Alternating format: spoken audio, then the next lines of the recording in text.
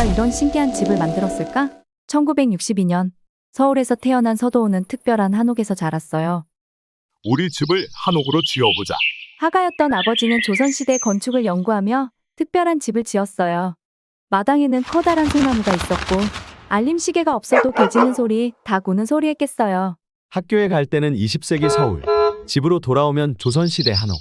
한 걸음만 나가도 다른 시대라니 마치 시간 여행을 하는 기분이야. 서도호는 화가인 아버지를 따라 자연스럽게 한국화를 배웠어요. 하지만 어느 날 다른 방식으로도 그림을 그리고 싶어. 그는 더 넓은 세상을 경험하기 위해 미국으로 떠났어요. 뉴욕에 도착한 순간 뚝 하고 나만 하늘에서 떨어진 것 같아. 뉴욕의 브루클린은 서울과 달랐어요. 거대한 빌딩, 골목을 어슬렁거리는 들개, 밤마다 울리는 경찰차 소리. 아, 너무 낯설고 무섭다. 밤이 깊어도 쉽게 잠들 수 없었어요. 그러던 어느 날 집과 친해지려면 그래, 먼저 알아야지. 복도, 계단, 문 하나하나 직접 자로 재어보자. 조금씩 공간이 익숙해졌지만 마음 한구석에는 어린 시절의 집이 그리웠어요.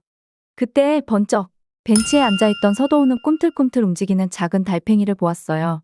달팽이는 어디를 가든 집을 가지고 다니잖아. 만약에 내가 집을 가지고 다닐 수 있다면? 그래, 만들어보자. 집을 어떻게 만들면 좋을까? 어떤 재료로 만들면 가지고 다닐 수 있을까? 그래, 가볍고 접어서 어디든 가져갈 수 있는 천으로 만들어보자.